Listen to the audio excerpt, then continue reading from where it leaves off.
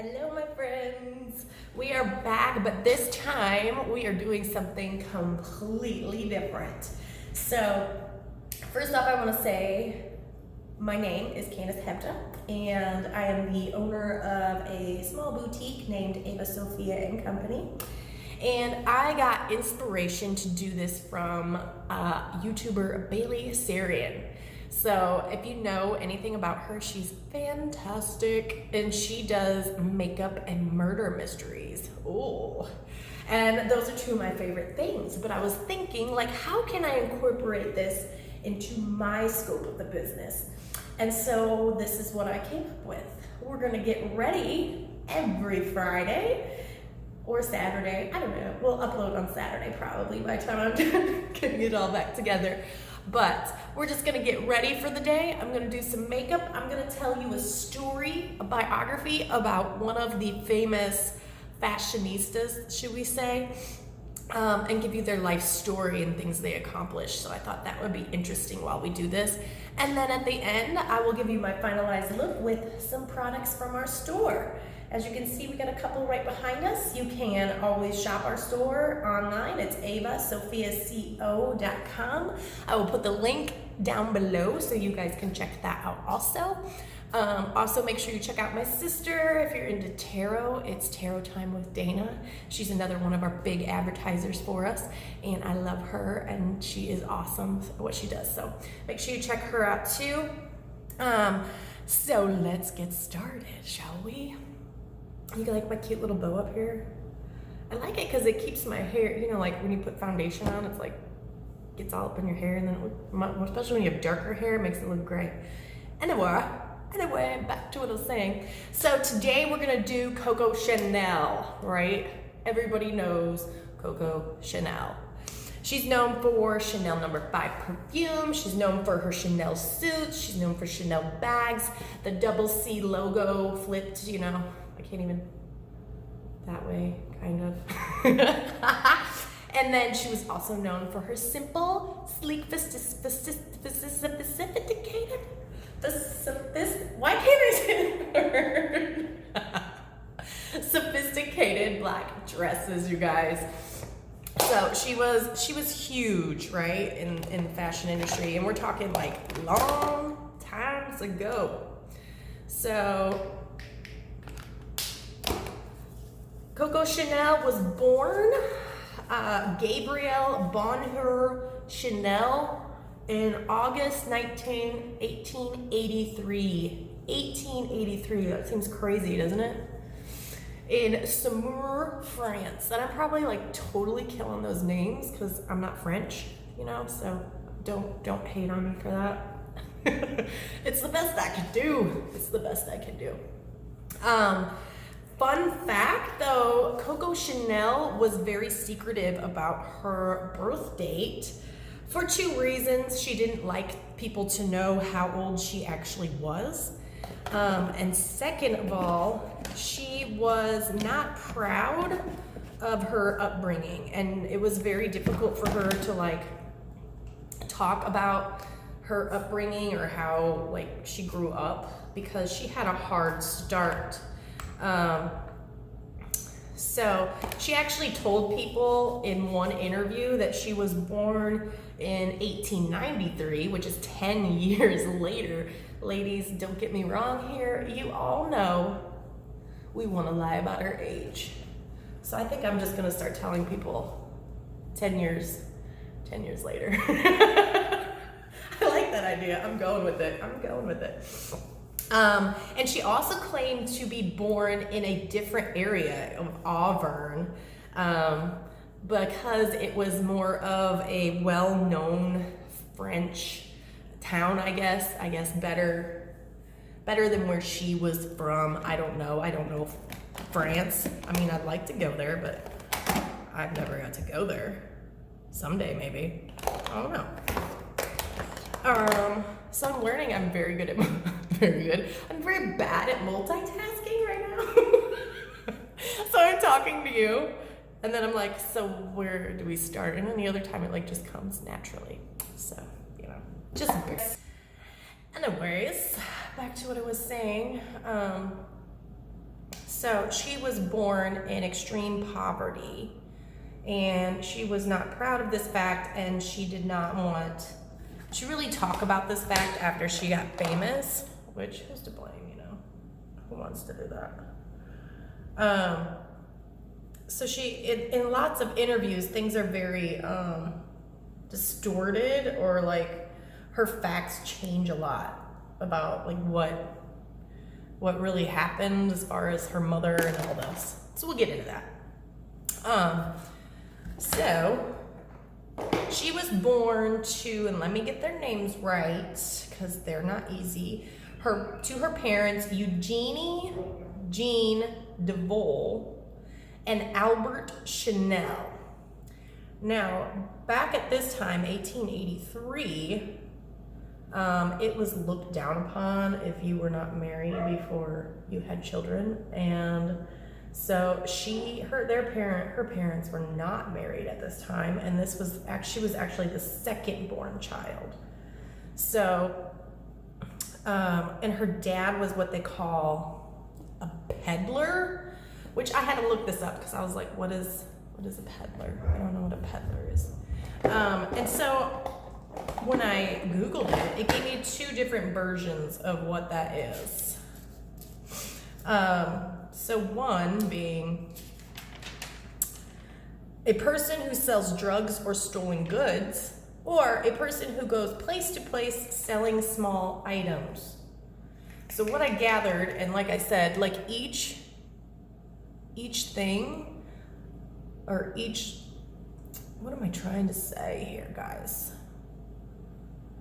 Each source that I looked into was different, because there was just not, she wasn't like forthcoming about this. Like any interview she did was different. She just didn't like talking about it. And she actually states like, you don't get to choose your family. You know, I created my own life. So anyway, her mother ends up dying, and this is the other controversial fact. Some sources say it's 6 years old, when Chanel was 6 years old. Some say when she was 11. Other ones say when she was, so at the age of 18, she leaves the covenant and she gets a job as a seamstress, right? Sounds like something she would do because we're interested in fashion, you know, and she's learned to sew, so she's using that to her advantage to get through life, you know, makes sense. So she then also takes on a second job. Now this part I found so fascinating because it doesn't really state a lot of like why she takes on this job or how she even gets into it, but she becomes a singer, which we don't even talk about how she even sings. She doesn't go into this, but she becomes a singer at a cabaret. Look at you go. Now this doesn't last very long, because apparently by what is said, she wasn't a very good singer.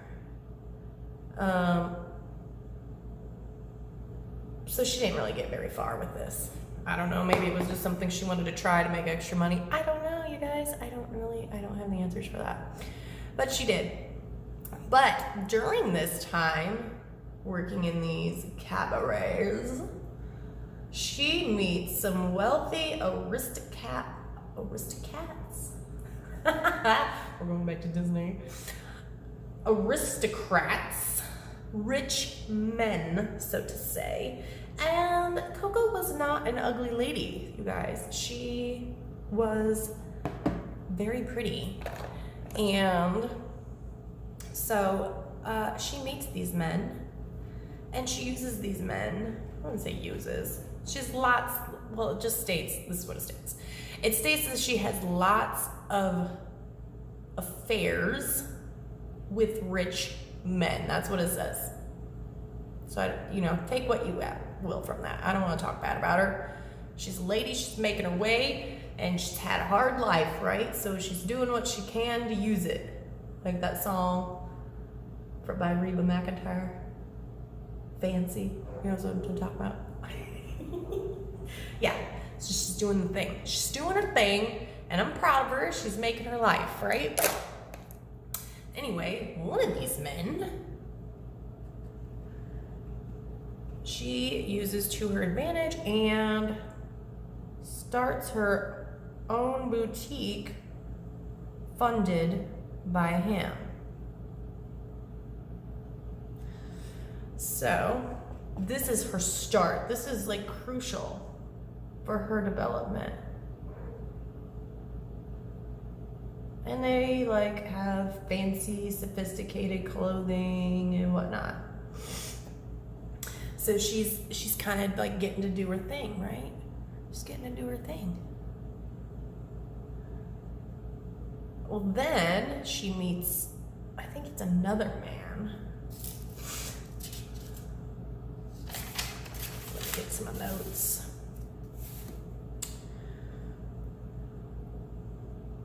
Let me just blend this in. It's looking kind of cray-cray. It will come together at the end, I promise you.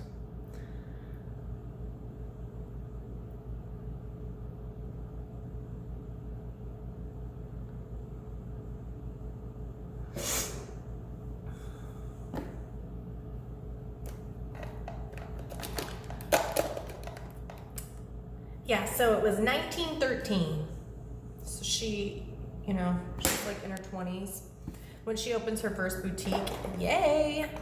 And with the help, and his name, and they call him her lover. His name is Arthur Capel. I don't know. He was apparently a fancy dude back in the day. I don't know these people, but I'm gonna take their word for it. So that happened. And in 1919, so 5 years later, she finds another. She's had many beaux at this point in time, but her first boutique is apparently like doing well, and she is able to open her very first boutique all on her own in Paris, France. So good old Paris.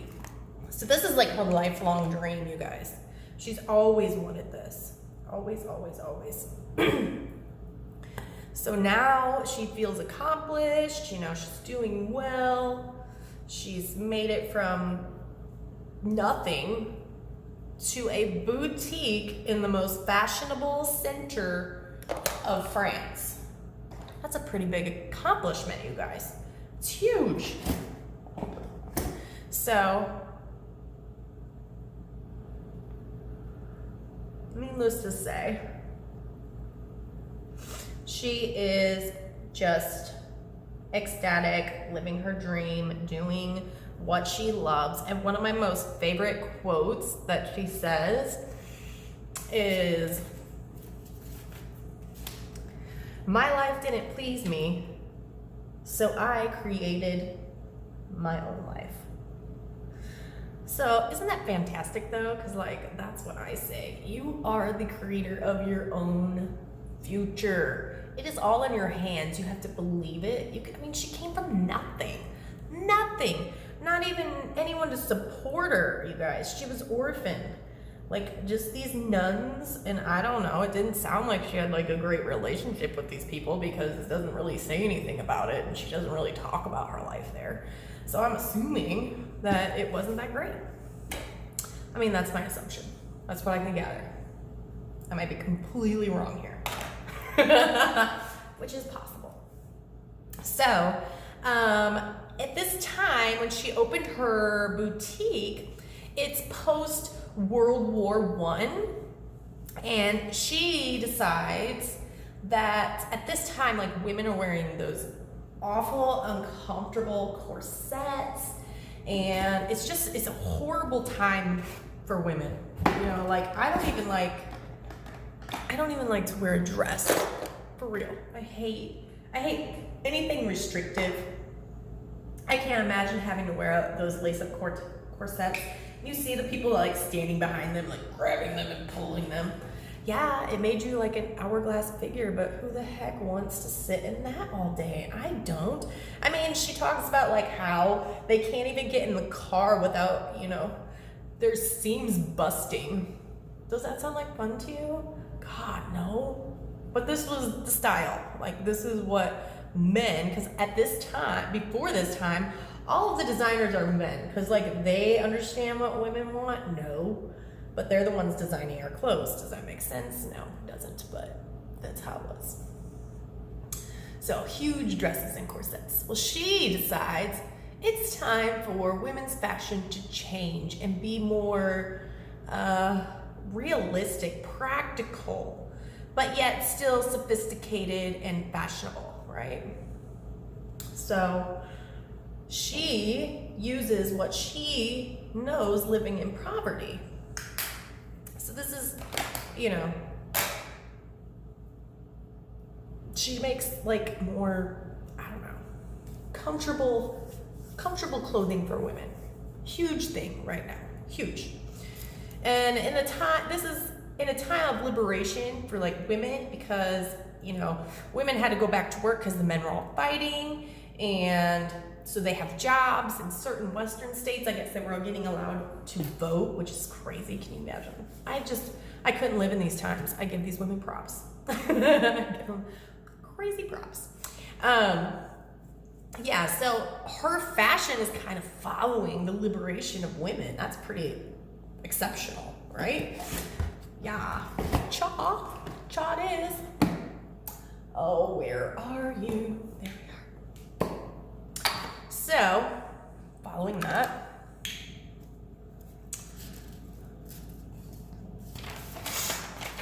sorry, I gotta turn my note page, or I don't remember it all.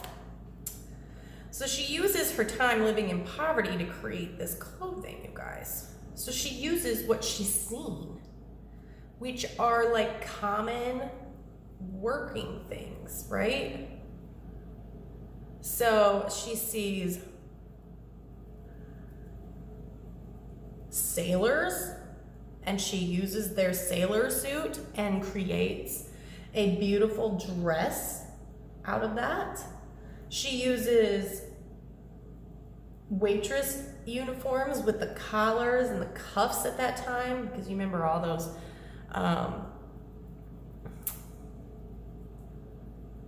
outfits back then, like the nurse outfit and everything.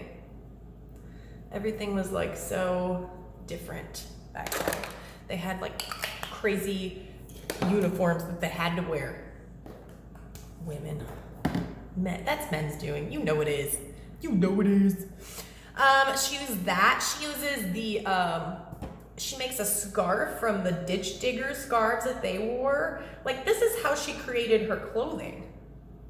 It's incredible. And now, not only that, she gets these rich people. These people that would never have looked at her before wearing it. Is that not incredible? I think that's incredible. Yeah. So she creates all these clothing, and she actually calls it the poor look, which I think is straight amazing. Straight up amazing. Yes, I know I look absolutely crazy, but this is gonna come together. You shall see.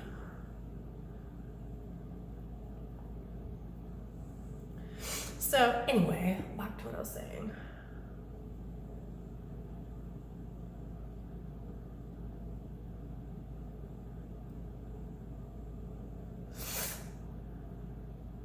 Do I look like a clown?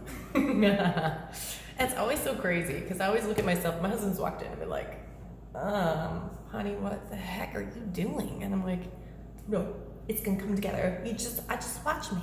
Just watch me. It'll happen. I know it looks nuts and I look insane, but it will come together. So where were we?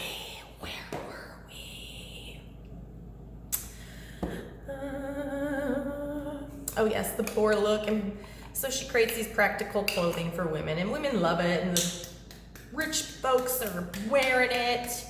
She comes up with the Chanel bag. I mean, she comes up with the first perfume labeled. Like, okay, you all have heard of Chanel No. 5.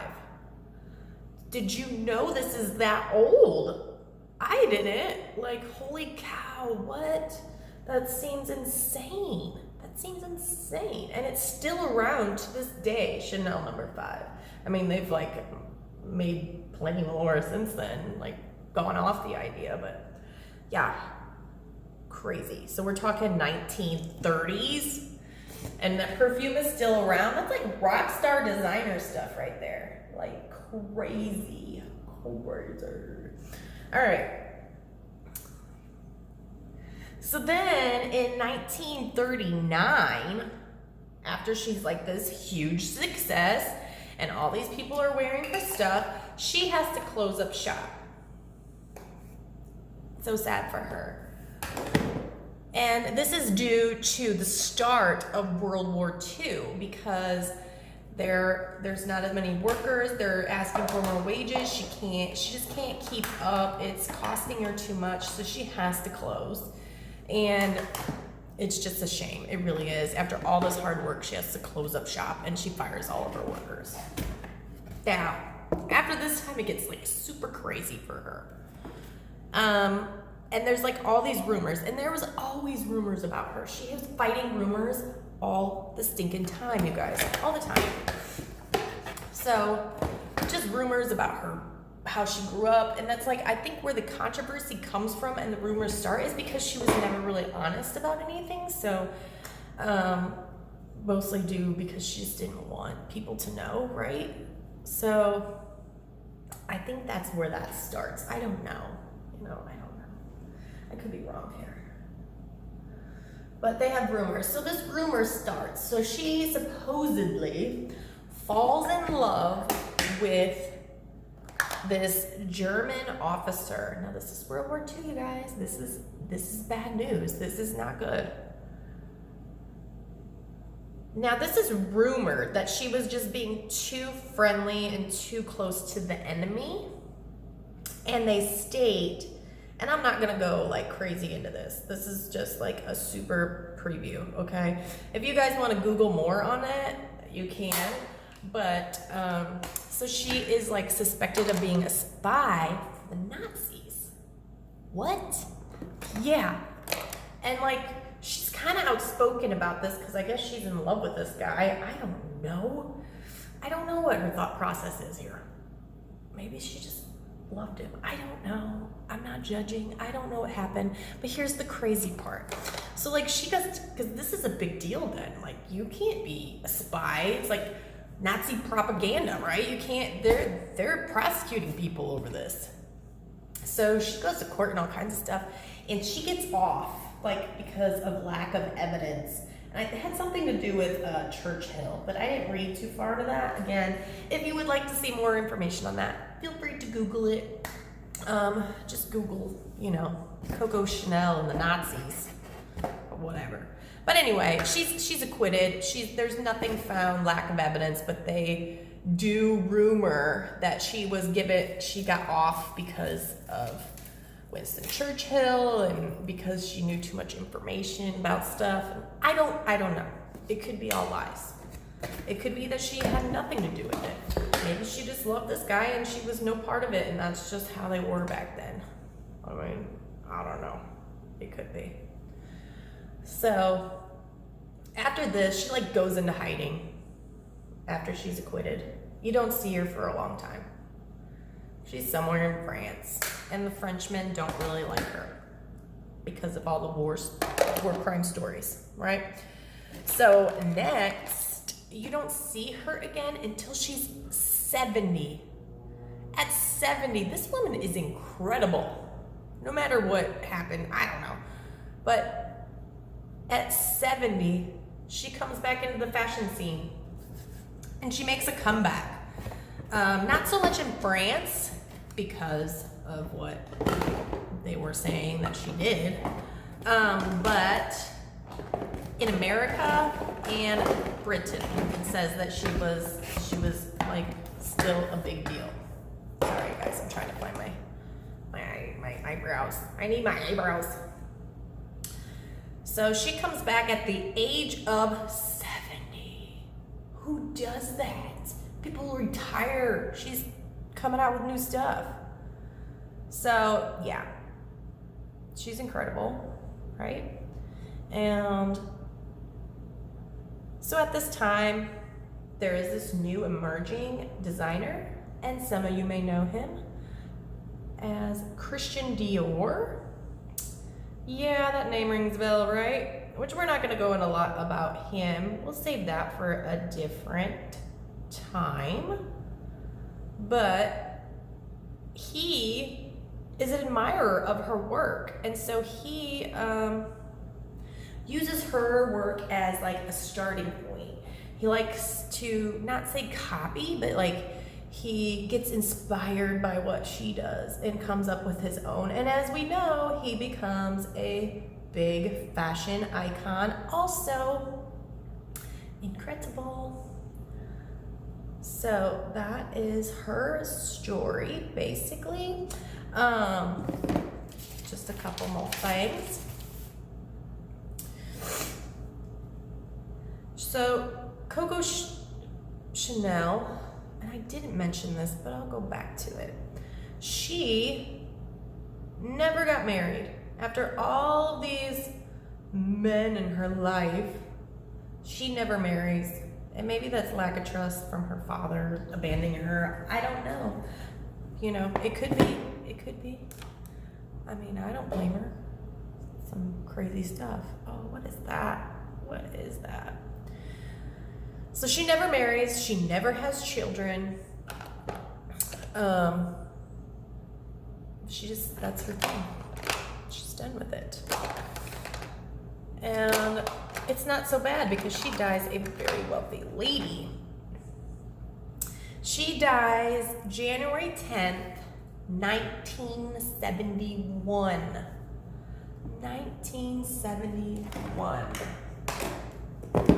She is the ripe age of 87. And where does she die, y'all?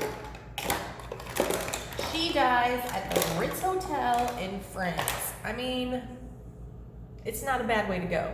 Really isn't. Especially after all you've accomplished and then you die in the ritziest hotel, hence the Ritz, in France, which is what her dream was, to be a fashion star in France. And she was all of that.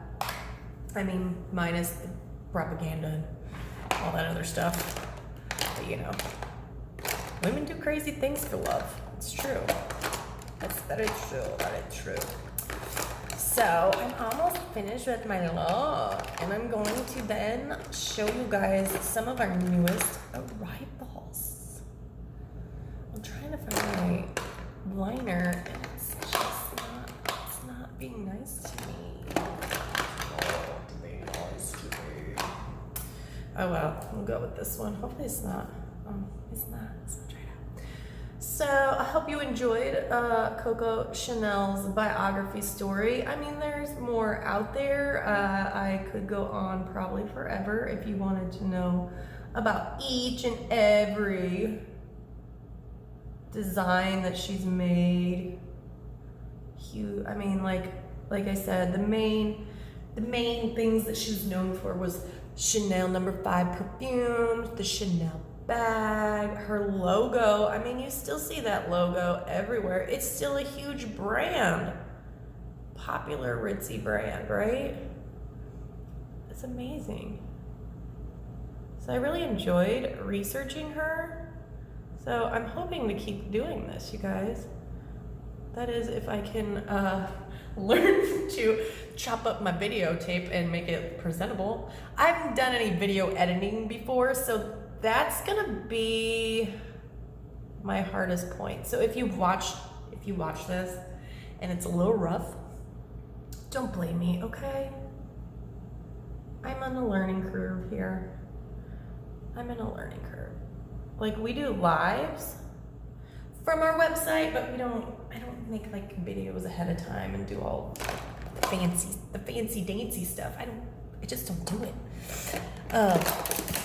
but I'm gonna work on it and I'm gonna learn, okay? So make sure you check out our website, Avasophia&Co, and then follow us on our Facebook business page so you can see us go live. We go live every Sunday with all of our new arrival highlights.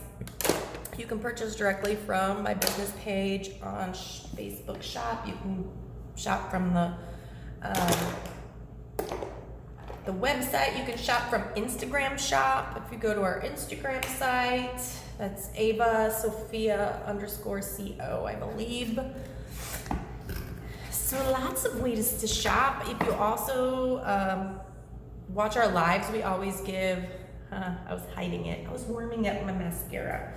This little, I'm sampling this. I got this in like one of my little Ipsy bags. Is it Ipsy or one of the other ones? I don't know. I have so many. Hence why I have so much makeup.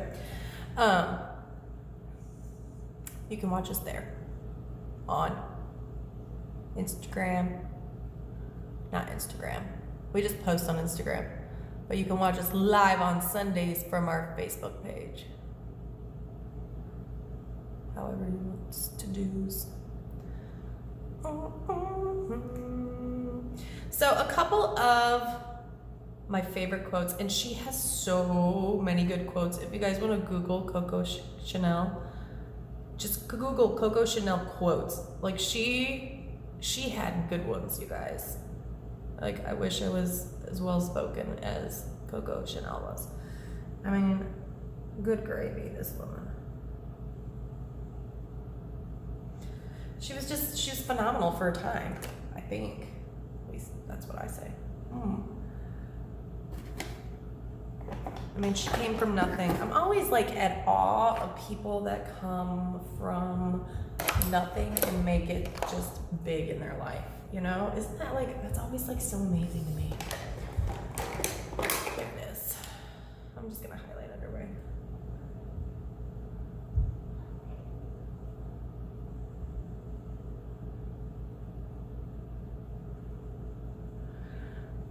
So some of our favorite quotes. In order to be irreplaceable, one must always be different. Coco Chanel. Isn't that so true?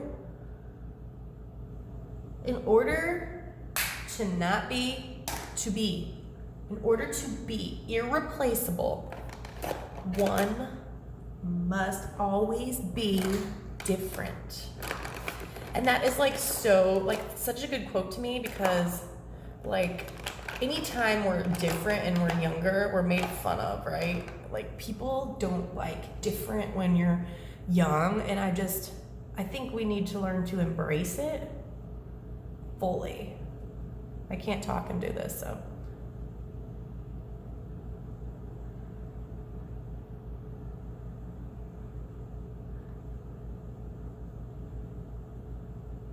I just ordered, have you guys seen the new lip crayons by, oh, what's her name? The singer. What is her name? It'll come to me. Anyway, I just purchased like 5 of them. I'm super excited about it. Like crazy excited about it.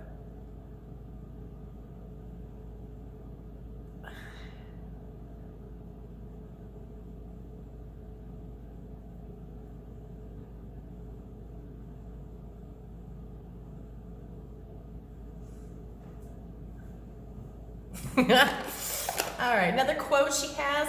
My life, well, I went over this one and it was so transforming for me. My life didn't please me, so I created my life. That is huge because anytime that you're just unhappy with life or how things, have worked out for you so far and thus far, doesn't mean that's how it has to be forever. It's always changing, always. So that's not an end point for you. You can always create a different version of your life. You just have to want it. and you have to believe in yourself, and you have to love yourself. It's so important to love yourself, right? So important. Just spray that, keep that stuff on there. Hold up, I'll be back. Finished look, guys. Hope you enjoyed your time with us. Make sure you guys visit us, Avasophia&Co.com. I will show you the full and polished finished look. Let me pop this up here. So here she is. Hi. So this is one of our newest cardigans. Make sure you check her out. I will put all the products in the link down below. The whole thing, jeans, turtleneck, and the cardigan. You guys make sure you check it out and grab them there. Hope you join me next time for our next bio. Bye, guys. See you next time. Live, love, and be fashionable, guys. And shop Avasophia&Co.com.